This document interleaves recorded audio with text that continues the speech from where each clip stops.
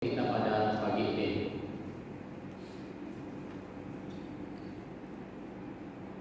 Mari kita baca dulu dalam satu ayat ini. Bukan setiap orang yang berseru kepadaku Tuhan, Tuhan akan masuk ke dalam kerajaan sorga, melainkan dia yang melakukan kehendak Bapakku yang di sorga. Melainkan dia yang melakukan kehendak Bapakku yang di sorga. Jadi itu topik kita, melakukan kehendak Bapa yang di sorga. Jadi saudara-saudara, dalam ayat ini mengatakan bukan orang yang berseru kepadaku Tuhan, Tuhan, bukan, katanya, kata Yesus. Nah, kalau kita lihat dalam kekristenan kita, dalam seluruh denominasi gereja, di mana ada banyak denominasi gereja, ada aliran ini, ada aliran itu, ada aliran ini, dan sebagainya. Semuanya mengaku Yesus Tuhan, semuanya percaya Yesus Tuhan. Baik gereja kita sendiri, aliran gereja kita, begitu juga bagi gereja-gereja lain, aliran lain, semuanya percaya dan mengaku Yesus Tuhan. Tetapi tidak orang yang memanggil dia namanya, bersuci nama-nama ya Tuhan, melainkan hanya yang melakukan kehendak Bapakku di surga, kata Yesus. Jadi saudara-saudara, itu kita tidak boleh membanggakan, ajaran kami lebih baik, doktrin gereja kami lebih tepat, lebih benar. Tetapi kalau kita sendiri tidak hidup dan melakukan kehendak Bapa, jadi tidak ada gunanya. Melakukan kehendak Bapa itu yang paling utama. Nah, yang pertama kita di sini, apakah kehendak Bapa? Dalam Alkitab terdapat banyak hal terkait dengan kehendak Bapa. Ada 4 hal penting, yaitu mengenal pribadi Bapa. Itu penting, nomor 1. Jadi melakukan kehendak Bapa itu ialah yang pertama, Bapa dia mau supaya kita mengenal pribadinya dulu. Jadi tidak mungkin kita boleh melakukan kehendak Bapa kalau kita tidak mengenal pribadi Bapa. Oleh itu artinya kita harus mengenal pribadi Bapa, itu yang lebih penting. Dan saudara-saudara, ini saya memberitahukan kita, bagaimana keadaan kita sebagai keluarga, ada anak yang dimana banyak keluarga dalam yang anak-anak memberontak terhadap orang tua, memberontak terhadap ibu bapak mereka. Apa sebabnya? Memang ada sebab di sebalik pemberontakan anak-anak mereka itu. Jadi ini yang harus kita tahu lebih dahulu. Yaitu yang pertama, sebab anak tidak mengenal bapaknya lebih mendalam. Tidak ada hubungan erat dengan bapaknya, tidak ada hubungan yang intim dengan bapak jasmaninya, sehingga tidak ada kasih di antara bapak dan anak, sehingga terjadi sesuatu yang tidak baik yang berlaku dalam keluarga, sehingga anak boleh jadi memberontak, sehingga bapak pun tidak tunjukkan sikap sebagai bapak yang mengasihi anak, karena keduanya tidak ada satu hubungan yang intim, mengenal satu akan yang lain. Jadi demikian juga halnya kita sebagai orang yang percaya, kita harus memiliki hubungan intim sama Bapa. Itulah kita mengenal pribadi Bapa yang terlebih dahulu, ya.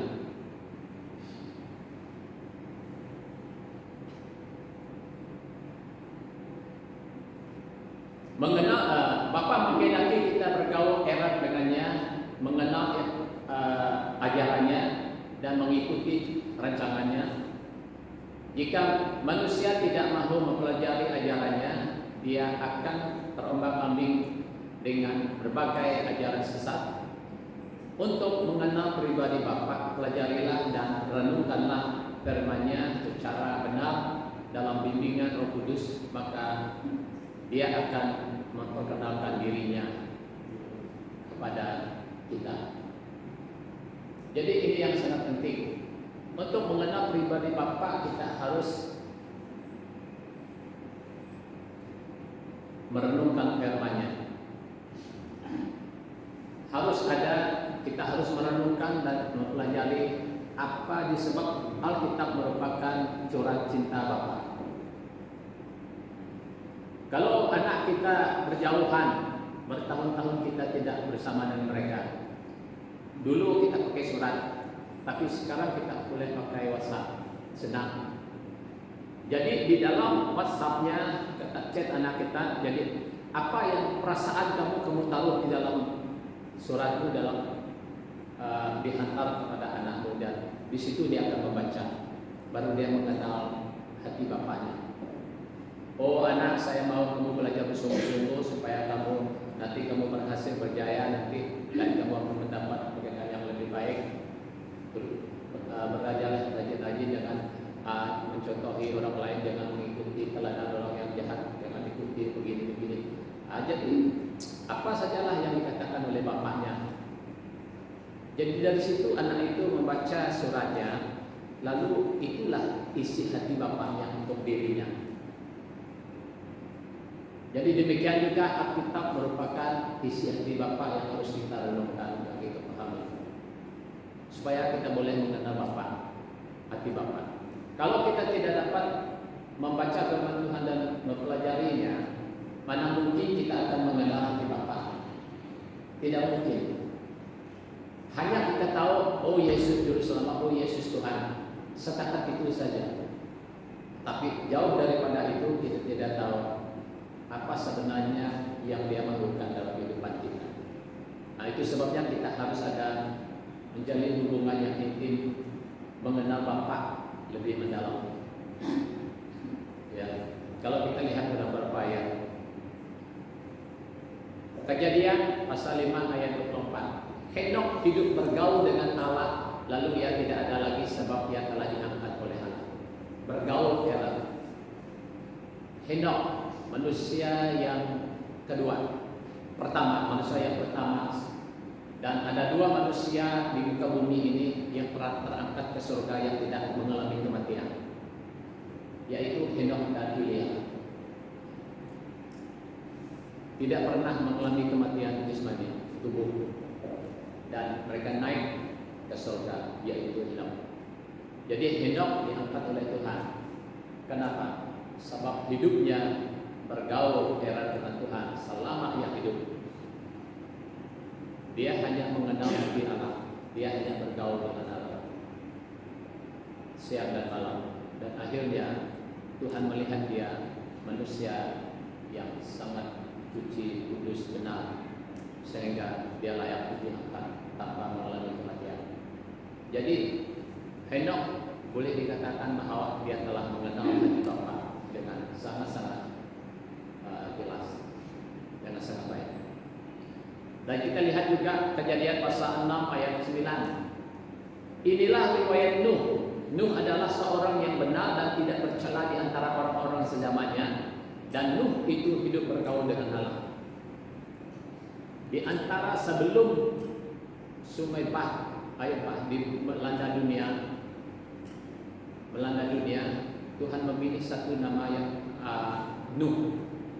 Nuh ini adalah seorang yang hidup benar di hadapan Tuhan dan tidak bercela. Dari seluruh manusia yang ada di muka bumi waktu itu, hanya Nuh saja, seorang saja yang benar, yang tidak bercela lakunya di hadapan Tuhan. Lalu Nuh diperintahkan untuk mendirikan satu bentara yang besar, karena Tuhan mau menghukum dunia ketika itu. Mazmur 25 ayat 14. Tuhan bergaul karib dengan orang yang takut akan Dia, dan perjanjiannya diberitahukannya kepada mereka. Jadi dikatakan yaitu bahwa Tuhan bergaul karib dengan orang yang takut akan Dia, dan perjanjiannya diberikannya kepada mereka. Jadi Tuhan bergaul karib dengan orang yang takut akan Dia. Jadi Tuhan bergaul baik. Nah, sebagai kita memiliki bapa, memiliki anak, kalau anak dan bapa bergaul baik, sudah pasti anak mengenal hati bapa. Sudah pasti anak juga mengasihi bapa. dan bapak juga mengasihi anak. Sekiranya kalau ada hubungan yang baik, erat dan bergaul dengan baik. Jadi itu sebabnya kita tidak boleh berjauhan dengan anak. Ingat, kita tidak boleh berjauhan dengan anak kita. Kita harus menjalinkan hubungan yang baik, hubungan kekeluargaan, supaya kasih itu mengikat kita. Apabila kita berbuat demikian, anak pasti akan mengenal hati bapaknya, dan kita akan mengenal, dan bapak pun pasti akan mengenal dan mengasihi anak. Jadi bapak pun apa yang diminta oleh anak ditunaikan, diberikan. Itu pun ikut semampunya orang tuanya. Tetapi jika anak tidak ada hubungan yang baik, tidak bergaul, tidak ada hubungan yang erat, sudah pasti hubungan keluarga itu tidak baik. Itu itu memang jelas. Demikian juga hubungan kita dengan Tuhan.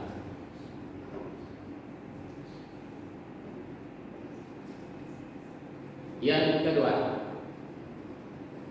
menyerah hidup pada Bapa. Ini yang kedua penting.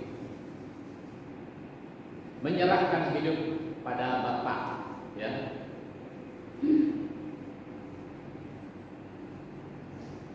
Jangan khawatir dengan situasi dunia ini.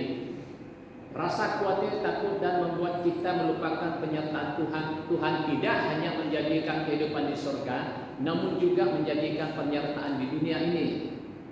Jika kita bersama Bapa, walau menghadapi berbagai persoalan, kita akan semakin kuat, sebab Tuhan menopang saat akan jatuh, mengendong saat lemah. Janji penyertaan Tuhan itu juga tidak hanya berkenaan dengan masalah keperluan hidup, namun juga saat kita berusaha hidup menuruti kehendak-Nya, kehendak Bapa. Bapa menghendaki kita memiliki iman yang teguh padanya. Jadi ini sangat penting, yaitu menyerahkan hidup kepada Bapa.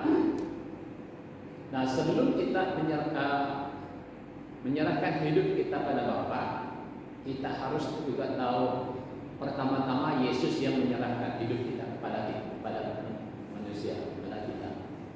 Dia menyerahkan hidupnya kepada kita dan sampai mati di atas kayu salib demi untuk menebus kita daripada dosa, dan itulah kasih Tuhan Yesus kepada kita yang luar biasa. Jadi oleh itu juga kita harus menyerahkan hidup kita kepada Bapa. Sebab kenapa? Kalau kita tidak menyerahkan hidup kita kepada Bapa, mustahil kita akan melakukan kehendak Bapa.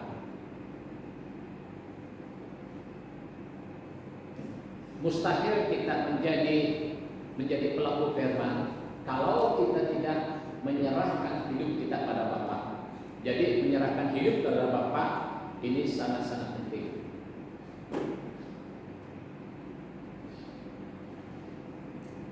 Kita baca berapa ayat ini. Karena itu saudara-saudara, demi kemurahan Allah, aku menasihatkan kamu supaya kamu mempersembahkan tubuhmu sebagai persembahan yang hidup, yang kudus dan yang berkenan kepada Allah. Itulah ibadahmu yang sejati.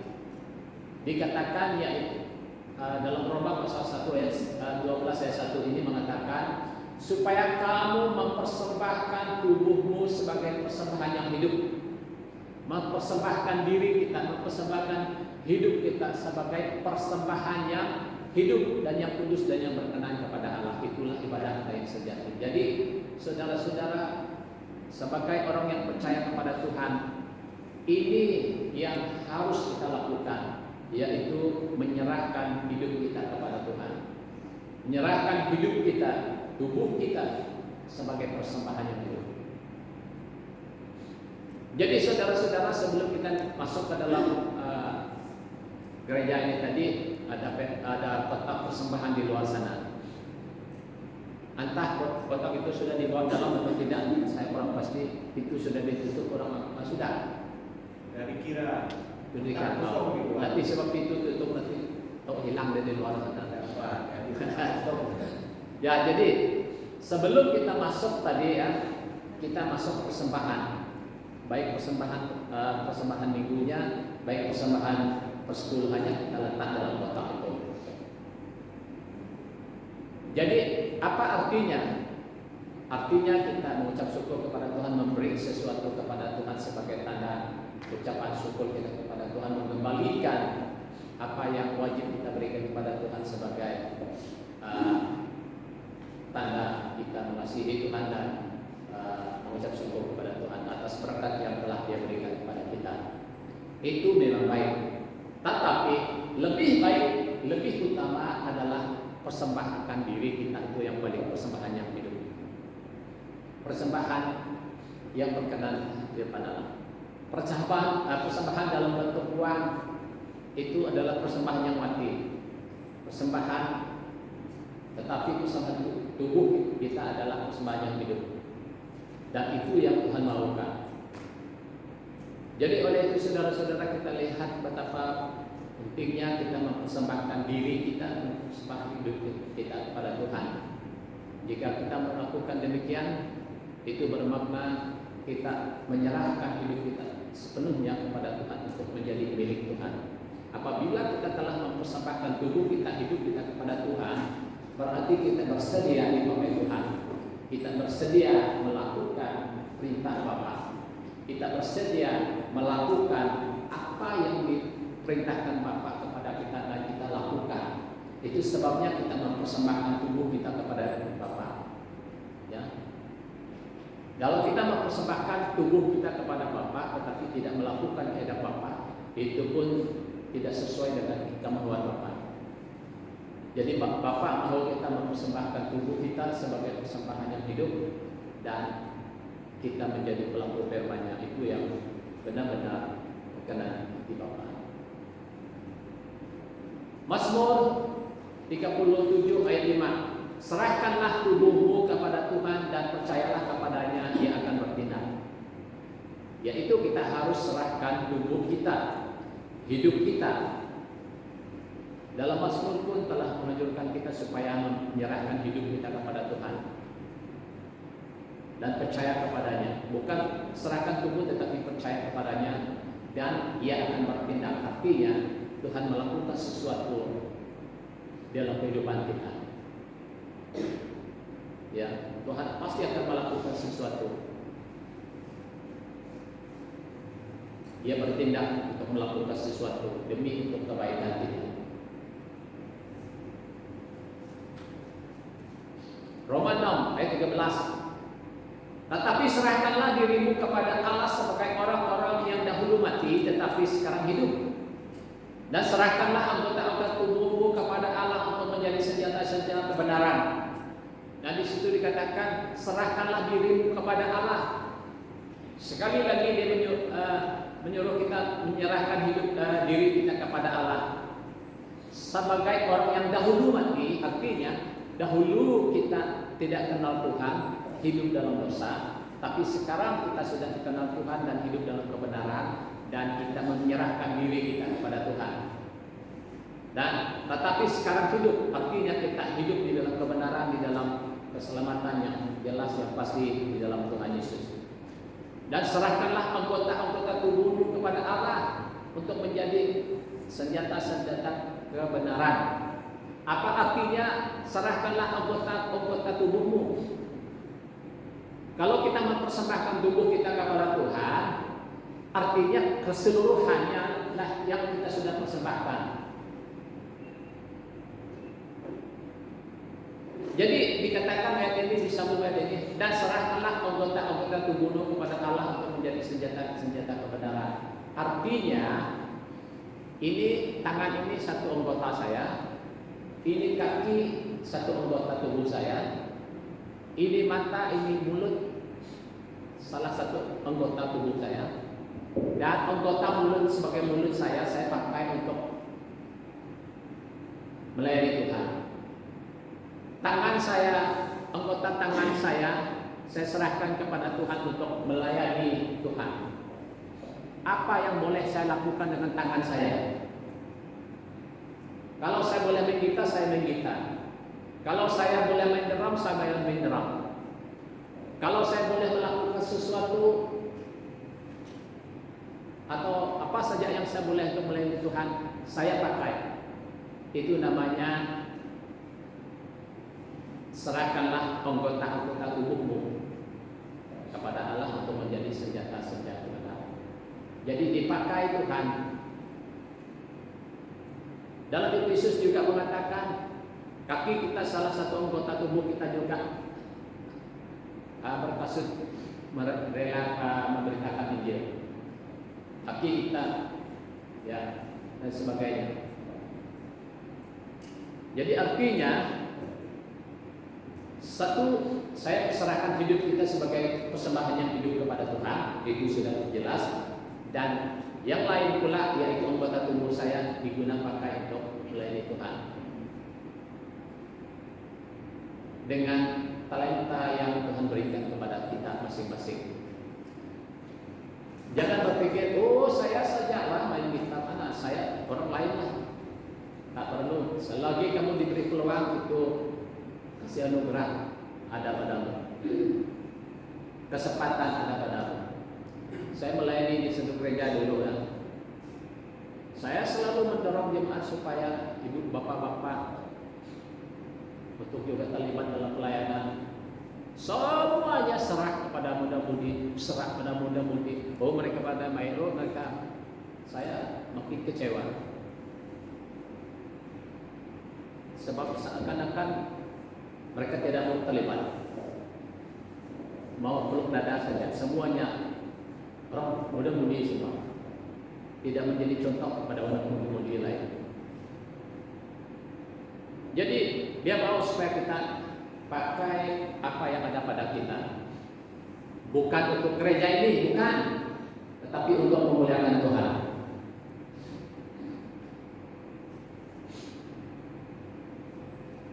Kalau kita baik apa saja yang kita melakukan untuk Tuhan, harus ingat kamu buat untuk Tuhan. Kalau kamu memiliki prinsip yang benar ini, maka kamu tidak akan bersungut-sungut dan tidak akan merasakan bahwa kamu rasa saya itu tidak akan timbul dalam perasaan kita. Sebab kita melakukannya dengan tujuan untuk Dia, bukan untuk manusia. Jadi oleh itu kita harus menyerahkan anggota tubuh kita sebagai menjadi alat dipakai Tuhan. Kita pakai untuk melayani Tuhan. Yang ketiga, Bapak menghendaki kita memiliki karakter Yesus. Bapak menghendaki kita memiliki karakter Kristus. Yesus adalah pribadi yang berkarakter sempurna. Kita sebagai muridnya juga harus memiliki karakter seperti Yesus. Apakah orang lain melihat karakter Yesus di dalam diri kita? Milikilah karakter Yesus, yaitu mengasihi, rendah hati, mengampuni, bersukacita, rela berkorban, dan selalu berhubungan erat dengan Bapa. Ini karakter Yesus.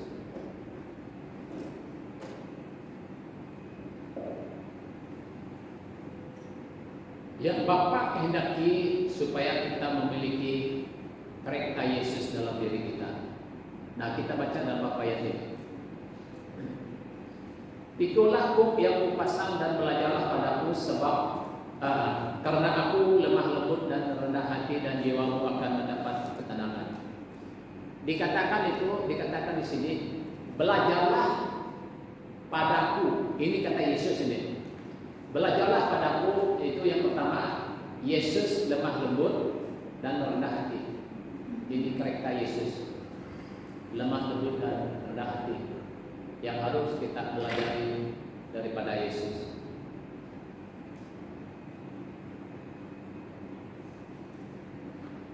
Memang semua orang dia ada karakternya tersendiri. Memang itu. Setiap pribadi kita memang ada karakternya tersendiri.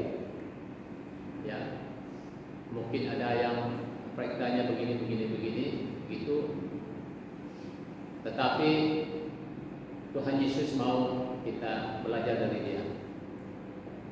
Kita semua adalah murid Yesus. Saya juga murid Yesus, kita semua adalah murid Yesus yang perlu belajar dari Dia. Sebab di dalam pelayanan Yesus sangat jelas Dia sangat lemah lembut dan rendah hati. Jadi inilah karakter Yesus yang kita usahakan untuk belajar. Kita terus belajar. Kalau kita baca juga dalam Matius pasal 9 ayat 36, melihat orang banyak itu tergeraklah hati Yesus oleh belas kasihan kepada mereka karena mereka lelah dan terlantar seperti domba yang tidak bergembala. Dikatakan karakter Yesus yang seterusnya yaitu tergerak hati oleh belas kasihan, memiliki kasih.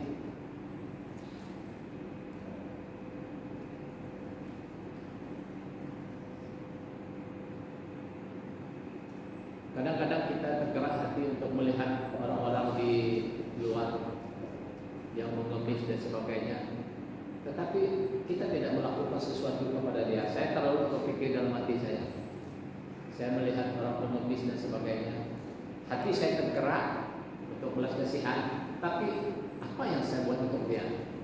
Itu selalu timbul dalam perasaan saya. Apa yang kita buat? Tapi Yesus di sini kita lihat hati Yesus tergerak oleh belas kasihan dan Dia melakukan mukjizat, yaitu memberi makan. Artinya hati yang tergerak oleh belas kasihan itu harus disertai dengan tindakan dan perbuatan dan melakukan sesuatu.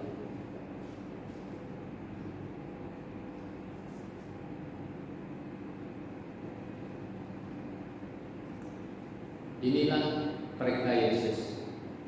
Dan seterusnya, Lukas 23 ayat 34e, kata Yesus, "Ya Bapa, ampunilah mereka sebab mereka tidak tahu apa yang mereka perbuat." Dalam ayat ini, di saat Yesus disalibkan, orang ramai berjurit-jurit dan mereka mengolok-olok Dia, dan berbagai tuduhan-tuduhan dan sebagainya, olokan-olokan yang diberikan kepada Dia, Yesus. Tetapi Yesus berkata, "Ampunilah mereka sebab mereka tidak tahu apa yang mereka perbuat." Yaitu karakter Yesus adalah mengampuni.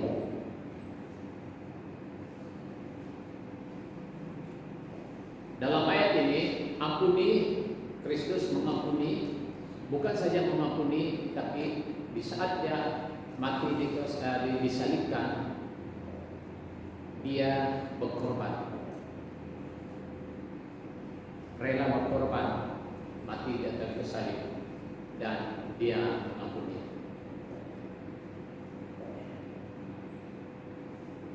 Jadi ini yang harus kita contohi, bagaimana Tuhan Yesus mengampuni. Kita berusahalah mengampuni sesama kita, terutama di antara kita sejemaat. Kita harus mengampuni satu yang lain. Mungkin ada silap kata yang tidak baik, kita harus ampuni. Yang paling utama, mengampuni di dalam anggota keluarga sendiri sangat penting. Kenapa demikian? Banyak keluarga yang nampaknya mewah, bagus, cantik, kaya, rumah yang mewah, kereta mewah, tetapi hubungan keluarga tidak baik. Baru-baru ini tadi saya dengar dalam mereka post dalam WhatsApp, ada satu orang mati di WhatsApp di Miri, bunuh diri. Entah, kita tidak tahu apa puncanya. Apakah masalah keluarga, apakah masalah hal-hal yang lain, apakah masalah percintaan, apakah masalah, kita tidak tahu sebab tidak dijelaskan. Tetapi Ada juga keluarga yang rosak dan saling terjadi kadang-kadang kalau kita lihat dalam berita dulu, malah pembunuhan pun terjadi dalam keluarga. Anak membunuh bapak, anak membunuh ibu, bapak membunuh istri, suami membunuh istri, istri pun ada juga kes yang membunuh suaminya dan sebagainya. Terjadi pembunuhan di dalam keluarga. Kenapa? Sudah pasti ada masalah tidak dapat diselesaikan, yaitu tidak ada sikap yang mengampuni. Hanya mengampuni sesama keluarga baru keadaan akan dipulihkan.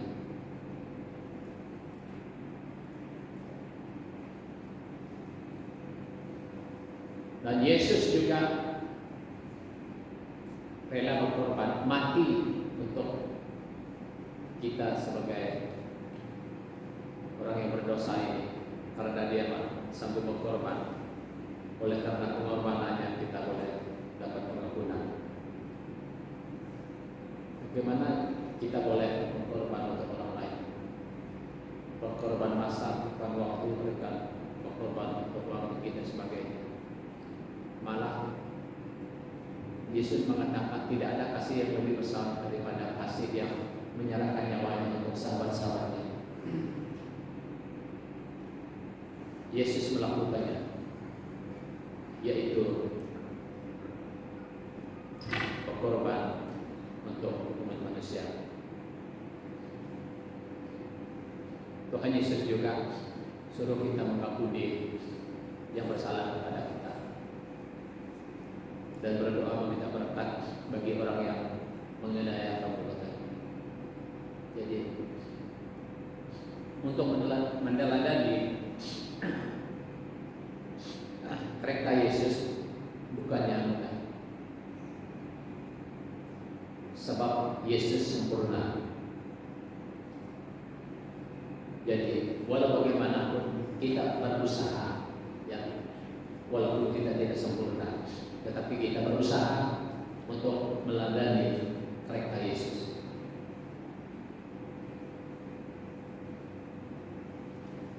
Yang terakhir, menaati perintah Bapa.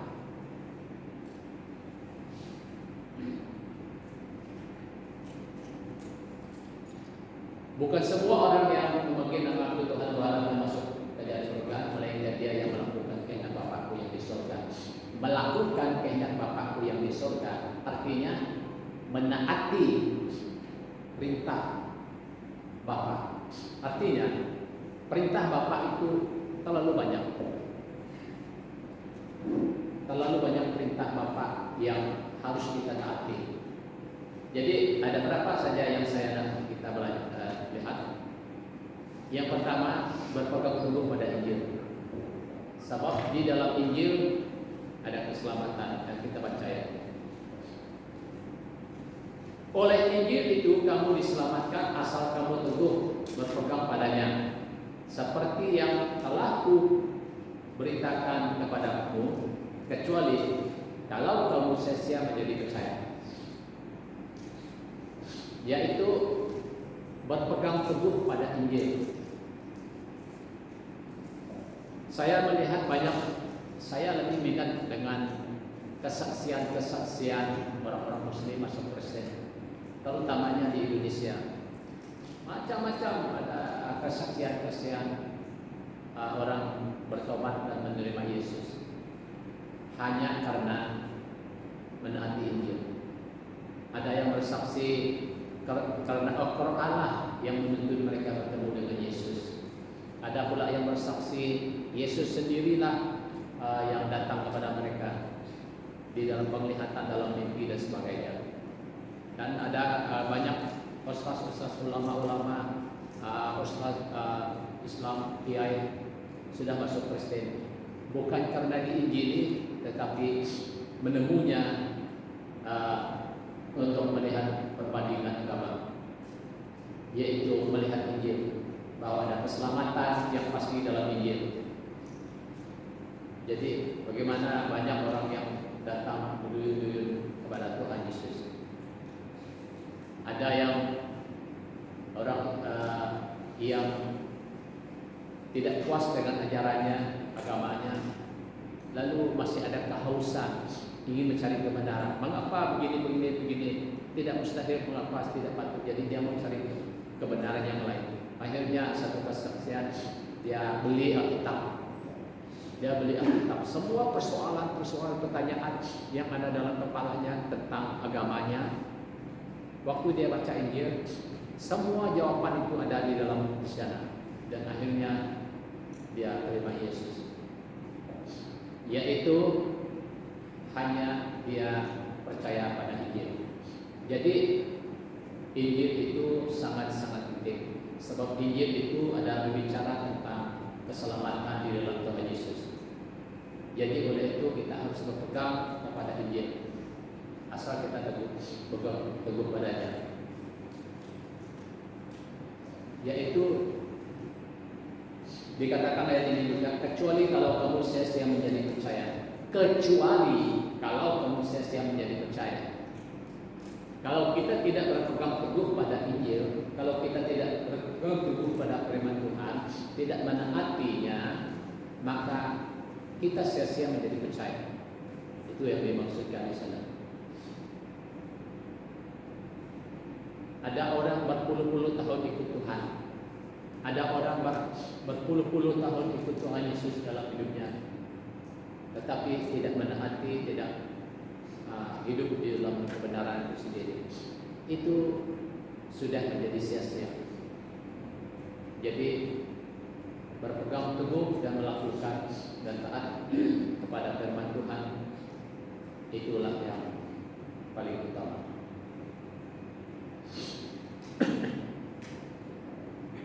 Roma 1 ayat 16. Sebab aku mempunyai keyakinan yang kokoh dalam Injil, karena Injil adalah kekuatan Allah yang menyelamatkan setiap orang yang percaya. Jadi Injil adalah kekuatan Allah untuk menyelamatkan orang yang percaya. Jadi itu sebabnya Injil itu harus diberitakan. Ini yang kita baca melakukan PK Bapak minggu yang lepas. Kita sedang memberitakan Injil juga yang minggu lepas. Jadi sangat penting bahwa kita harus menaati perintah Bapa dan berpegang teguh pada Injil dan memberitakan Injil, sebab Injil adalah kekuatan Allah untuk menyelamatkan setiap orang yang percaya. Andai kata kalau Injil ini tidak diberitakan, saya pikir kita di sini pun belum menjadi anak Tuhan, sebab kita belum mendengar Injil. Maka itu Injil itu adalah kekuatan Allah untuk menyelamatkan orang, yaitu orang yang mendengar dan menerimanya dan diselamatkan.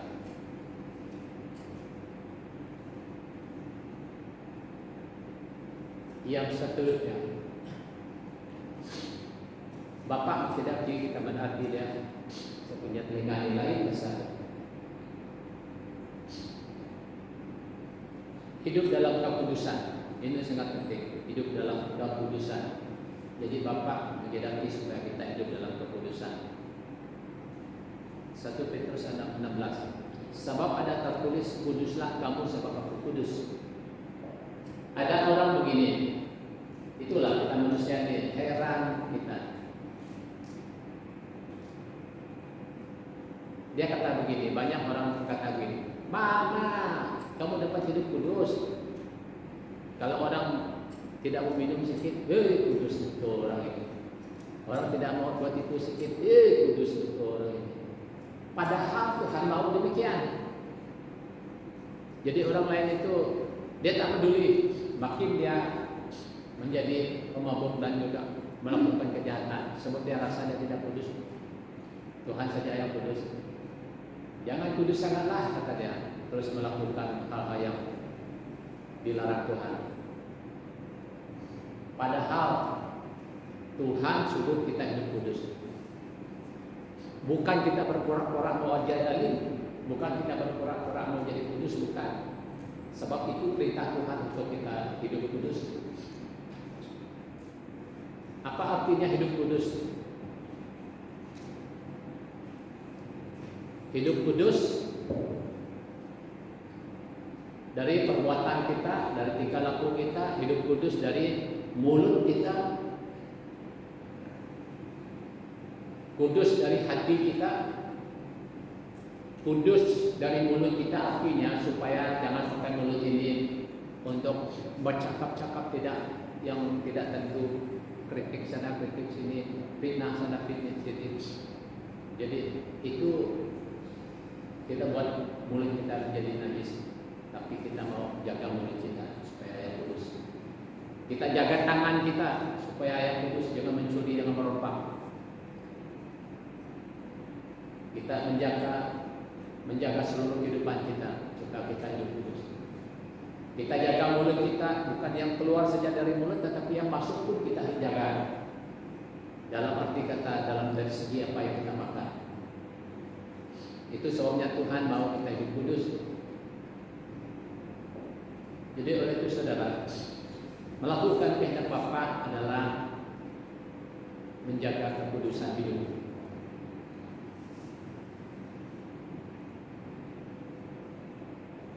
Imamat 20 ayat 26. Kuduslah kamu bagiku, sebab aku ini Tuhan kudus, dan aku telah memisahkan kamu dari bangsa-bangsa lain, supaya kamu menjadi milikku. Tuhan mau orang Israel, kita lihat Tuhan telah memisahkan umat Israel dari bangsa lain, sebab Tuhan menguduskan dia supaya mereka menjadi miliknya. Dan oleh itu dia perintahkan supaya kuduslah kamu. Artinya supaya umat Israel itu hidup benar, hidup takut akan Tuhan, hidup menaati perintah Tuhan. Itu sebabnya Yesus dikatakan di sini, sebab dia sudah menyuruhkan dia mereka kudus, sebab dia sudah menjadi milik mereka. Sebab mereka telah menjadi miliknya, dan dia telah memisahkan dia dari bangsa-bangsa lain. Saudara-saudara, tahukah kita bahwa di saat kita ditebus oleh Tuhan, di saat kita mengakui Yesus Tuhan, di saat kita telah menerima Yesus dan menerima Yesus dalam kehidupan kita dan mengaku dia, mengundang dia dalam kehidupan kita, dan dia menjadi juru selamat kita, dan di saat itu sebenarnya Tuhan mau kita hidup kudus. Tuhan mau kita berpisah daripada dunia ini, berpisah daripada kehidupan duniawi yang cenderung melakukan kejahatan dan dosa. Jadi oleh itu saudara-saudara, inilah tujuan Tuhan untuk kita menembus kita, supaya kita hidup kudus dan benar di hadapan Dia. Jadi saudara-saudara, itulah yang kita lihat pada pagi ini, ya. Filipi pasal 3 ayat 13. Saudara-saudaraku, aku sendiri tidak menganggap bahwa aku telah menangkapnya, tetapi ini yang kulakukan. Aku melupakan apa yang di belakangku dan mengarahkan diri apa yang di hadapanku. Menurut Rasul Paulus di sini, aku telah melupakan apa yang di belakangku. Artinya kehidupannya yang dahulu, kehidupannya yang dalam dosa dulu, dia melupakan. Tapi yang dia arahkan sekarang ini adalah hidupnya yang di hadapan, yaitu hidupnya di dalam Tuhan, hidupnya yang penuh pengharapan, hidupnya yang telah diubah Tuhan, hidupnya yang telah diperbarui oleh Tuhan. Dan inilah yang di hadapannya. Dan dia berusaha supaya hidupnya di hadapan Tuhan. Ya. Jadi saudara-saudara, demikian juga kita sebagai anak Tuhan, sebagai orang yang ditebus Tuhan, seharusnya kita melupakan apa yang di belakang kita. Karena lama kita, perbuatan lama kita, kehidupan kita yang dosa dulu, kita lupakan itu semuanya sudah di belakang kita. Dan yang kita arahkan sekarang ini adalah yang di hadapan kita. Yesus yang ada di hadapan kita. kita tertuju kepada kepada Tuhan Yesus yang adalah juru selamat kita yang di depan kita, dan kita memiliki karakter yang baru, sifat yang baru, kehidupan yang baru bersama Tuhan, supaya kita menjaga kekudusan kita. Ini yang seharusnya kita lakukan sebagai anak Tuhan. Jadi oleh itu mari kita belajar pada pagi ini supaya kita menjadi anak Tuhan yang setia, yang takut akan Tuhan, yang mengasihi Tuhan. Lebih-lebih lagi pada pagi ini kita telah belajar melakukan kehendak Bapa yang di surga. Jadi saudara-saudara, bukan memanggil nama Tuhan saja, bukan saya Kristen, saya percaya Tuhan. Bukan setakat itu, saudara. Kalau kita tidak melakukan perintah Tuhan, melakukan kehendak Bapa, maka itu tidak akan membawa kita kepada Bapa. Jadi hanya melakukan kehendak Bapa kita dapat bersama Bapa di surga. Oleh itu saudara-saudara, banyak orang Kristen bangga dia jadi Kristen, banyak orang Kristen mengatakan saya sudah Kristen cukup lama, tetapi ingat bahwa mesti kita tidak akan menyelamatkan kita. Yang menyelamatkan kita adalah di saat kita mengaku Yesus Tuhan, sebab keselamatan itu adalah kasih anugerah Tuhan, dan kita lakukannya dengan menaati perintah Bapa dalam kehidupan kita, sehingga hidup kita benar di mata Tuhan. Apabila kita melakukan kehendak Bapa, berarti bahwa kita sudah hidup benar di mata Tuhan. Jadi inilah yang kita belajar pada pagi ini. Kiranya Tuhan Yesus memberkati kita semua. Mari kita bangkit berdiri, kita akan berdoa. Haleluya. Mari kita berdiri bersama-sama.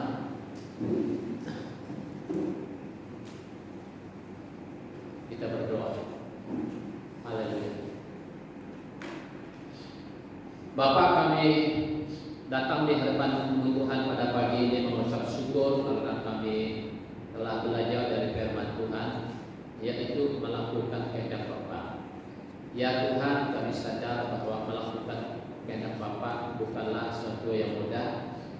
Oleh itu kami mohon kekuatan daripada kuasa Roh Kudus-Mu yang menuntun kami, yang menguatkan kami, yang memampukan kami untuk kami belajar kepada Tuhan Yesus, untuk kami belajar melakukan kehendak Bapa dalam kehidupan kami. Sebab tidak semua orang yang memanggil nama Tuhan dapat masuk ke dalam surga, melainkan hanya mereka yang melakukan kehendak Bapa di surga. Itulah yang dapat masuk ke dalam surga. Oleh itu Tuhan, kami mohon pada pagi ini supaya kami diberi kekuatan, diberi hikmat, kemampuan untuk menaati perintah Tuhan dan melakukannya dalam kehidupan kami, karena kami sadar bahwa melakukan perintah Tuhan ini, Bapa ini merupakan satu yang amat suka bagi kami secara manusia. Namun itulah yang diperintahkan oleh Tuhan supaya kami belajar daripada-Mu